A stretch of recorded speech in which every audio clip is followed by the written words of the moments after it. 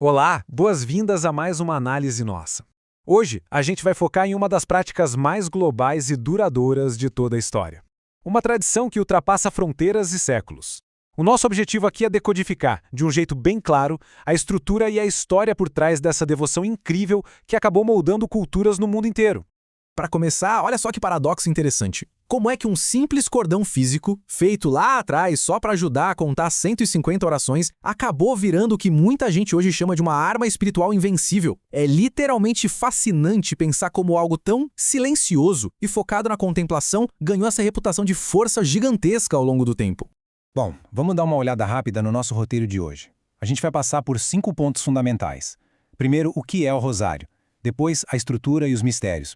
Aí vamos ver as origens e a evolução histórica, o poder e significado espiritual e, para fechar, o rosário no mundo atual. Bora lá?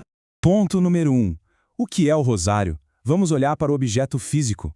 A própria palavra já entrega muita coisa. A raiz vem do latim rosarium, que significa literalmente coroa de rosas. Na imaginação visual da espiritualidade cristã, a ideia é que cada oração feita funciona como uma rosa espiritual super delicada. E aí, juntando todas essas preces, elas formam uma coroa inteira que é oferecida à Virgem Maria. É uma imagem muito poética e muito tátil, sabe? E o que chama muita atenção é justamente a complexidade tátil da peça. Não é só um colar com contas aleatórias, de jeito nenhum. Tem toda uma engenharia espiritual ali. O conjunto começa com o crucifixo e umas contas iniciais para orações como o Credo e o Pai Nosso. Depois a gente chega no núcleo principal, que são as famosas 5 dezenas. Cada dezena tem um propósito, guiando a mente e os dedos num caminho muito bem desenhado. E na prática, a mecânica funciona desse jeito aqui. O toque contínuo nas contas serve como uma âncora física, o que é genial para evitar distrações. Depois da introdução, a pessoa entra num ciclo. Ela anuncia um tema para meditar, reza um Pai Nosso, avança por 10 Ave-Marias e encerra a etapa. Essa repetição não é à toa, ela foi totalmente projetada para levar a mente para um estado de concentração profunda.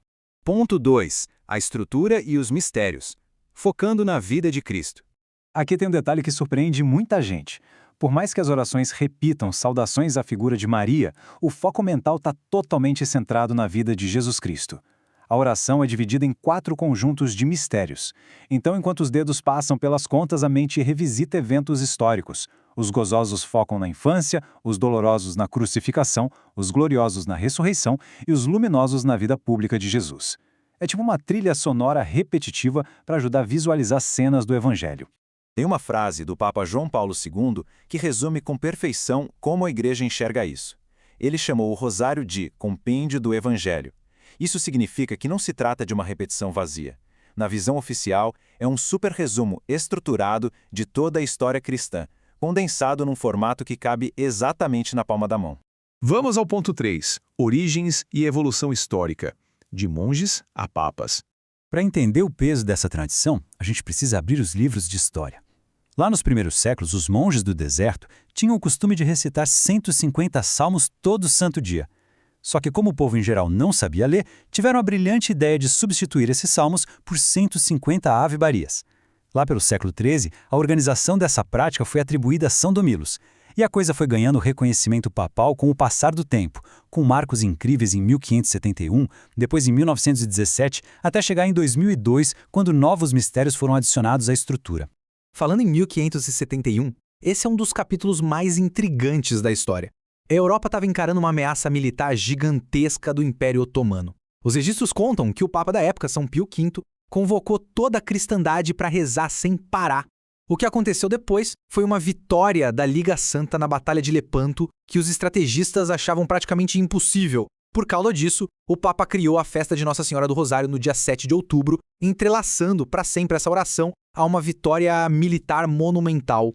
E é exatamente aí que a ideia de batalha faz uma transição importante. Ela sai dos campos de guerra literais e vai para o campo de batalha pessoal. Essa frase fortíssima de São Pio de Pietrelcina diz tudo. O rosário é a arma para estes tempos. A ferramenta deixa de ser sobre conflitos militares e passa a ser vista como essencial para o combate espiritual e para lidar com os perrengues da vida moderna. Esse senso de urgência espiritual explodiu mesmo no começo do século XX. Em 1917, durante as famosas aparições em Fátima, a mensagem central não pedia rituais complexos. Era um pedido super simples e direto. rezar essas contas diariamente. Esse evento gerou um impacto cultural absurdo e acabou consolidando de vez essa prática diária na rotina das famílias católicas no mundo todo. Ponto 4. O poder e o significado espiritual. A tal da arma espiritual. Mas afinal, por que milhões de pessoas tiram um tempo do dia para essa repetição? Quem pratica aponta uma lista gigante de benefícios. Ter essa disciplina diária é quase como um antídoto contra a ansiedade. Ajuda muito a trazer paz interior e a criar um espaço de reflexão silenciosa. Tirando o foco dos problemas do dia a dia e voltando a mente para as virtudes cristãs, as pessoas ganham uma força enorme para encarar as adversidades. E a igreja tem arquivos cheios de testemunhos bem documentados sobre isso. Tem histórias antigas de soldados segurando o terço nas trincheiras para buscar proteção e coragem. E também tem muitos relatos contemporâneos incríveis sobre abandono de vícios, famílias que se reconciliaram e processos profundos de cura emocional. Tudo isso sendo atribuído diretamente à constância dessa oração.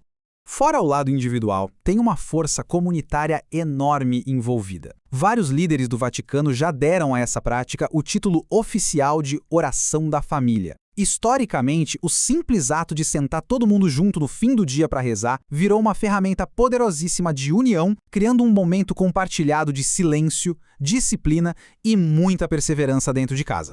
E, finalmente, ponto 5. O rosário no mundo atual. Uma prática que se tornou global. Olha que sensacional! Uma prática que nasceu lá atrás, entre os monges, podia muito bem ter ficado no passado, mas ela tem uma capacidade de se adaptar que é fora de série. Um ótimo exemplo é o rosário missionário.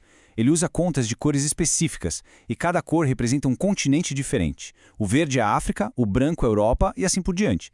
É um design brilhante que transforma a oração num ato de unidade global. A pessoa reza e mentalmente está abraçando o planeta inteiro. E a adaptação não parou no mundo físico, não. O salto para a era digital é notável. Hoje em dia, a gente vê aplicativos com milhões de downloads dedicados só para guiar o usuário na oração. Tem transmissões ao vivo rolando 24 horas por dia, vídeos super imersivos no YouTube e até monumentos gigantes pelo mundo afora. A tradição simplesmente pegou a tecnologia de hoje e usou a seu favor para mostrar o quanto continua viva. O grande lance de tudo isso é que o impacto duradouro da tradição se sustenta pelos resultados práticos que as pessoas sentem na pele. Essa frase famosa de São Luís Maria Grignion de Montfort diz que nunca houve alguém que perseverasse no rosário sem receber graças extraordinárias. Para quem tem devoção, não se trata de passar o dedo em continhas de madeira. O segredo está na constância, que, de acordo com eles, abre espaço para transformações maravilhosas. Isso tudo deixa a gente com uma reflexão muito interessante para encerrar. No mundo como o nosso, que é bombardeado por notificações o tempo todo, cheio de telas brilhantes e com as mentes operando no limite da exaustão, será que voltar para uma prática de repetição estruturada, silenciosa e super antiga não seria exatamente a chave para encontrar aquele foco e aquela paz que todo mundo está desesperado procurando? Fica essa provocação para pensar. Um abraço e até a nossa próxima análise.